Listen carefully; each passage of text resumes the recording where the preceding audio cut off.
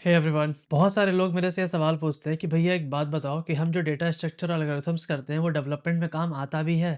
आपने पूरा का पूरा नोड जेएस पढ़ा दिया लेकिन बहुत ही कम जगह डीएसए के बारे में बात किया है। आप मुझे ये बताओ कि डीएसए हम क्यों सीखें। बहुत से लोग ये कहते हैं कि आपको बड़ी से बड़ी कंपनी क्रैक करना है तब जाके आप डीएसए सीखो, वरना डेवलपमेंट में उसका बहुत ज़्यादा यूज़ नहीं है। ये बात पूरी तरह से सच नहीं है यार। देखो, आज की वीडियोस में हम इसी टॉपिक पर बात करने वाले हैं कि अगर आपको डीएसए आता है तो आपका डेवलपमेंट स्किल्स कितना अच्छा हो सकता है। आपने जो नोड जेएस सीखा है पूरा का पूरा मेरा प्लेलिस्ट से, वो कितना बेटर और एफिशिएंट वे में आप एक वेब डेवलपर बन सकते हो। बहुत सारा फायदा है डीएसए सीखने का। वो आपके सोचने की शक्ति को काफ़ी बढ़ा देता है। आप बहुत सारे एज केसेस को सोच पाते हो जो एक नॉर्मल वेब डेवलपर जिसने डीएसए नहीं किया होगा वो उतना रूट लेवल पे जाके नहीं सोच पाएगा, क्योंकि डेटा स्ट्रक्चर एक्चुअली में आपको वो टूल प्रोवाइड करता है जहाँ पे आप किसी भी डेटा को काफ़ी इजीली मैनेज कर सकते हो और काफ़ी इफिशिएंटली उसको यूज़ में ला सकते हो। तो फिर जो मुझे नहीं जानते या फिर मेरे चैनल पे नए आए हैं, तो myself Prince Agrawal, I am currently working as a software developer at ServiceNow. मुझे डेवलपमेंट फील्ड में मोर देन 5 इयर्स का एक्सपीरियंस है। मुझे यहाँ एक्चुअली में बहुत ज़्यादा अंतर दिखता है जो वेब डेवलपर डीएसए जानता है और जो नहीं जानता है। डीएसए जानने वालों को पता है कि भैया कौन सा डेटा स्ट्रक्चर कहाँ पे यूज़ करेंगे सो दैट हम इजीली किसी फंक्शनैलिटी को सर्वर पे या डेवलपमेंट में यूज़ कर सकते हैं। So DSA is like organizing your data. इसका क्या मतलब है? देखो, सिंपल सा बात समझते हैं। अगर नॉर्मल घरों में जब भी हम अलमीराज में अपने कपड़े रखते हैं, राइट? अगर हम अपने कपड़े को सैयार के रख रहे हैं, एक के ऊपर एक, उसके ऊपर एक, दैट्स अ स्टैक्स, राइट? जो स्टैक हमने डेटा स्ट्रक्चर में पढ़ते हैं। अगर हम उसको हैंग कर रहे हैं, मतलब टाँग के रख रहे हैं, राइट? तो एक प्रॉपर ऑर्डर में टाँग रहे हैं, सो दैट कि हमें बाद में रिट्राइव करने में आसानी हो। सबसे छोटे कपड़े स्टार्टिंग में, देन बड़े, देन उससे और बड़े, ठीक है? That's the Q.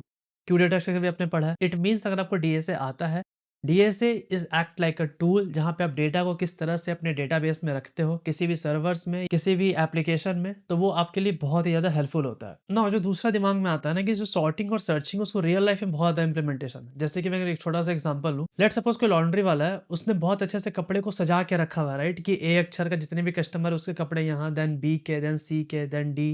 जैसे मेरा नाम प्रिंस है तो पी के एक अलग से बॉक्स बना हुआ है। रेदर देन अगर कोई कपड़ा आता है, जैसे मैं गया लॉन्ड्री वाले के पास, भैया मुझे कपड़ा दो, मेरा वाला है कहाँ पे? रेदर देन लीनियर सर्च, वो क्या करेगा? अगर उसने तरीके से कपड़े को रखा है, तो वो लीनियर सर्च में एक-एक करके ढूँढने के बजाय वो बाइनरी सर्च भी लगा सकता है। उसे पता है किसी पर्टिकुलर ड्रॉवर में हमारा कपड़ा रखा हुआ है, ठीक है?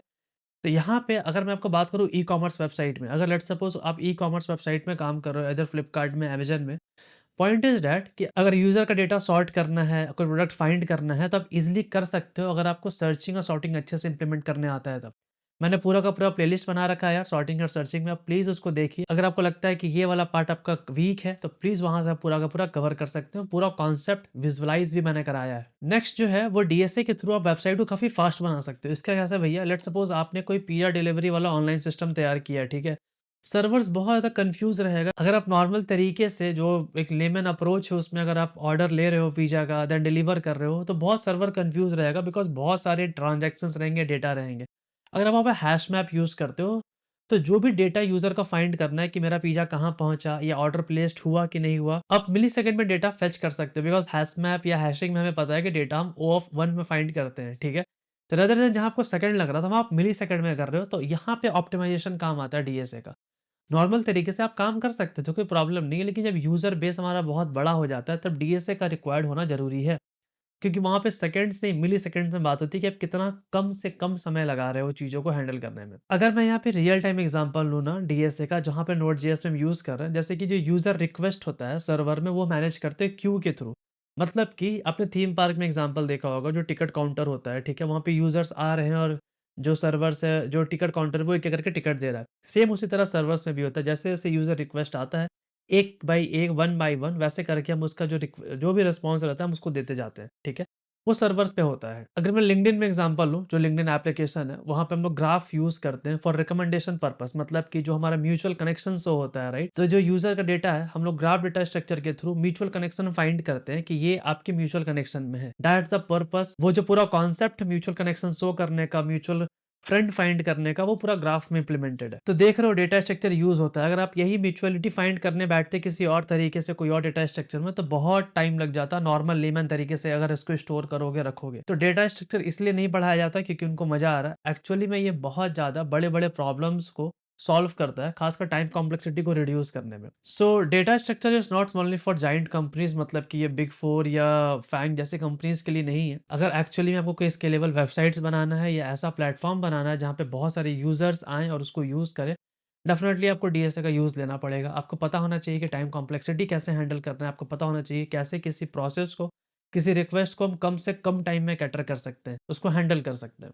नो मैटर व्हाट, इधर आप कोई चैट एप्लीकेशन बना रहे हो, इधर आप कोई ज़ोमैटो जैसे फूड डिलीवरी ऑनलाइन एप्लीकेशन बना रहे हो, या फिर आप कोई लिंक्डइन जैसा एप्लीकेशन बना रहे हो, या फिर कोई ई-कॉमर्स जैसा एप्लीकेशन बना रहे हो, आपको कहीं न कहीं टाइम कॉम्प्लेक्सिटी हैंडल करना पड़ेगा, डेटा को सही वे में मैनेज करना पड़ेगा, और जो यूज़र डेटा फेच करना चाह रहा है, वो जितना कम से कम समय में आप फेच करके दो, दैट्स वेल एंड गुड। तो आई होप यार आपको इस वीडियो के थ्रू एग्ज़ाम्पल में जो मैंने समझाया वो समझ में आया होगा, किस तरह से जो नोड.जेएस है, चाहे वो गोलैंग है, कोई भी डेवलपमेंट लैंग्वेज आपने पिक किया है, उसमें डीएसए कितना इंपॉर्टेंट रोल प्ले करता है।